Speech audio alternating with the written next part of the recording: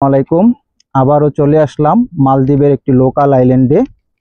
আইল্যান্ডের নাম হলো থোড্ডো, যা মালদ্বীপের সিটি মালে থেকে ৬৭ কিলোমিটার পশ্চিমে অবস্থিত। এইটা হলো আলিফ আলিফ অ্যাটলের একটি আইল্যান্ড। তো আমি এর আগে যে আইল্যান্ডগুলো ঘুরছি নর্থ মালে অ্যাটলের, ওই থেকে আপনার আলিফ আলিফ অ্যাটলটা পুরোটাই একটা ডিফারেন্স। তো এখানে পরিবেশটা এরকম মনে হচ্ছে যেমন ভুলবশত বাংলাদেশে কোথাও আসছি। চারিদিকে নারকেল গাছ। এখানে টোটালি আপনার ওই নীল পানির ভিউটা না আসলে বুঝাই যাবে না যে আমি আসলে মালদ্বীপে আছি।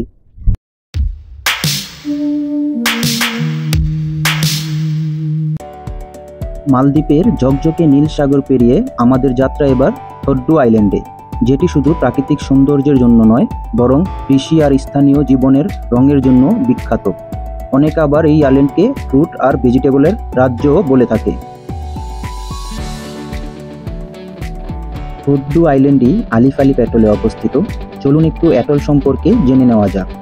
মালদ্বীপে মোট 20টি প্রশাসনিক অ্যাটল আছে, যেগুলো ভৌলিকভাবে অনেকগুলো আইল্যান্ড বা দ্বীপ নিয়ে গঠিত। এগুলো আবার প্রশাসনিক সুবিধার জন্য ভাগ করা হয়, যার মধ্যে অনেক লোকাল আইল্যান্ড আর রিসোর্ট আছে, যেগুলোকে একসাথে বলা হয় অ্যাটল বা দ্বীপমালা। আলিফ আলিফ অ্যাটলের মধ্যে রয়েছে থোড্ডো, রাসডু ও উকুলহাস আইল্যান্ড সহ বেশ কয়েকটি রিসোর্ট। অবশেষে চোখের সামনে ভেসে উঠল আমাদের গন্তব্য থোড্ডো আইল্যান্ড, নীল সমুদ্রের বুকে ভাসমান সবুজের স্বর্গ। বোট থেকে দ্বীপে নামতেই যেন মনে হলো প্রকৃতির কোলে এসে পড়েছি। এখানেই শুরু হবে এক নতুন অভিযাত্রা। ফলের বাগান, সাদা বালির সৈকত আর স্বচ্ছ নীল জলের মাঝে এক অন্যান্য শান্তি খুঁজে পাওয়ার গল্প। মালদ্বীপের অসংখ্য সুন্দর দ্বীপের মধ্যে থোড্ডো আইল্যান্ড একটি বিশেষ নাম। এটি মালে থেকে প্রায় ৬৭ কিলোমিটার পশ্চিমে অবস্থিত এবং আয়তনে প্রায় ১৭২.৬০ হেক্টর, যা ১.৭২ বর্গ কিলোমিটার। ছোট ভাষায় বলতে গেলে দ্বীপটি প্রায় ২ কিলোমিটার লম্বা এবং ১ কিলোমিটার চওড়া। থোড্ডো আইল্যান্ডে মালে থেকে যেতে স্পিড বোটে প্রায় ১ ঘন্টা ২০ মিনিট আর পাবলিক ফেরিতে প্রায় ৫-৬ ঘন্টা সময় লাগে, কারণ ফেরি ধীরে গতিতে চলে এবং মাঝপথে অন্যান্য দ্বীপে ট্রানজিট নিয়ে থাকে। এই দ্বীপটি মালদ্বীপের অন্যান্য লোকাল আইল্যান্ডের তুলনায় তুলনামূলক বড়। এখানে প্রায় ২০৫৮ জন মানুষ বসবাস করেন, তার মধ্যে বাংলাদেশি প্রবাসীরাও রয়েছে। সাংস্কৃতিক দিক থেকেও থোড্ডো সমৃদ্ধ। এখানকার মানুষ সহজ সরল, অতিথিপরায়ণ আর জীবনের সাথে খুব নিবিড়ভাবে যুক্ত প্রকৃতির সাথে। স্থানীয় উৎসব, ঐতিহ্যবাহী খাবার আর গ্রামীণ জীবনের সরলতা ভ্রমণকারীর মনে অন্যরকম অনুভূতি জাগায়। থোড্ডোতে ভ্রমণ মানে শুধু সৈকতের সৌন্দর্য নয়, বরং দ্বীপের কৃষিজমি, ফলের বাগান আর মানুষের হাসিমাখা মুখ থেকে পাওয়া এক অদ্ভুত শান্তি।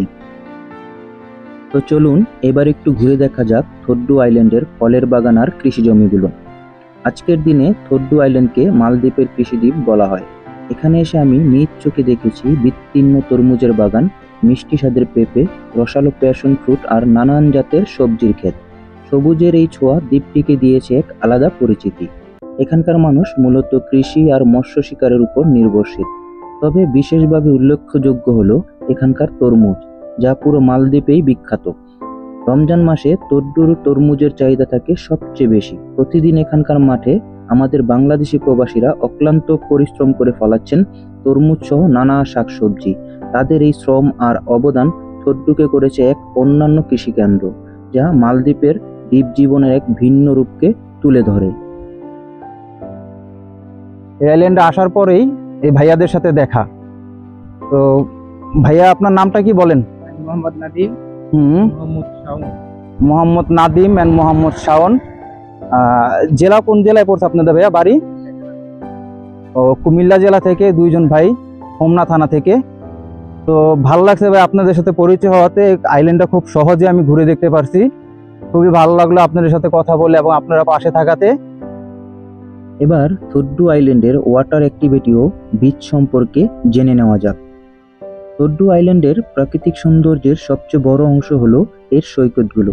এখানে রয়েছে প্রধান দুটি বিকিনি বিচ, যেখানে পর্যটকরা নির্ভয়ে সূর্য স্নান, সুইমিং আর ওয়াটার স্পোর্টস উপভোগ করতে পারেন। আই লাভ থোড্ডো বিচটি উত্তর পূর্ব দিকে অবস্থিত। এই বিচ তুলনামূলক শান্ত ও নিরিবিলি। ভিড় কম থাকায় যারা প্রকৃতির মাঝে একান্ত সময় কাটাতে চান তাদের জন্য হলো এই বিচটি। এবং সানসেট বিকিনি বিচটি দ্বীপের পশ্চিম পাশে অবস্থিত। এই বিচটি ভ্রমণকারীদের কাছে সবচেয়ে বেশি জনপ্রিয়। বিকেলের দিকে এখানে সূর্যাস্তের মনোমুগ্ধকর দৃশ্য উপভোগ করা যায়। এছাড়া এখানে হ্যামক, বিচ চেয়ার আর ওয়াটার অ্যাক্টিভিটির ব্যবস্থাও রয়েছে। আপনি যদি স্নোকিলিংয়ে যান তাহলে দেখতে পাবেন স্বচ্ছ নীল জলের নিচে রঙিন মাছ আর কোরাল রিফ, যা একেবারে অন্য এক জগৎ।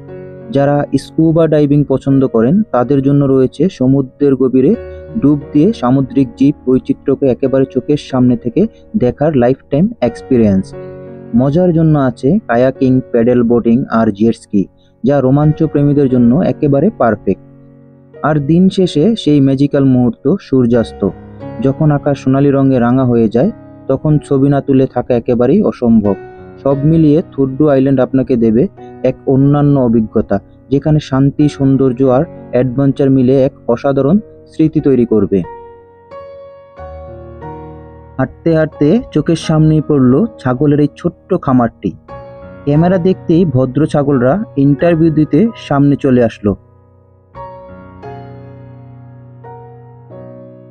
চলুন এবার একটু থোড্ডু আইল্যান্ডের গেস্ট হাউস ও হোটেলের অভিজ্ঞতা শেয়ার করি। এখানে আছে সব ধরনের থাকার অপশন, ছোট্ট আরামদায়ক গেস্ট হাউস থেকে শুরু করে বিলাসী হোটেল পর্যন্ত। প্রতিটি জায়গা অতিথিদের জন্য একটি অদ্বিতীয় ও অস্মরণীয় অভিজ্ঞতা উপস্থাপন করে। থোড্ডু আইল্যান্ডে বর্তমানে 62টি গেস্ট হাউস রয়েছে, যার মধ্যে কিছু গেস্ট হাউস পরিবার পরিচালিত, কিছু আধুনিক সুবিধাযুক্ত এবং কিছু গেস্ট হাউস বিলাসবহুল। একটি গেস্ট হাউসের সামনে এই ভদ্রলোকটির সাথে দেখা। শুধু তিনি নন, তার সাঙ্গুপাঙ্গুরাও আছে তার পাশে।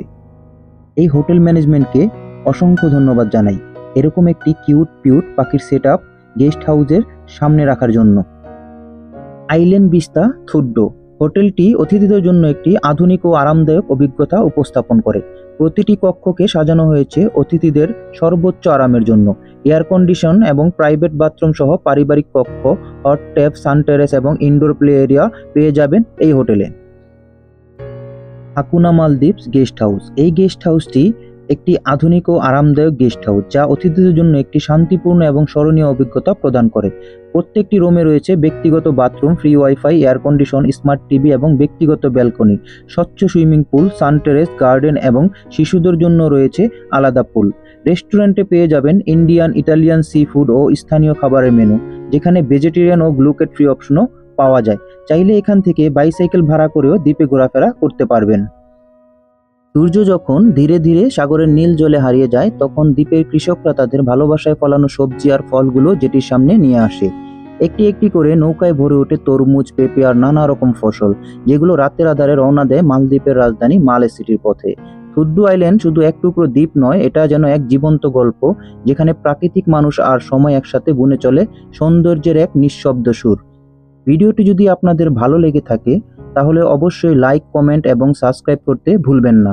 সবাই ভালো থাকবেন, সুস্থ থাকবেন।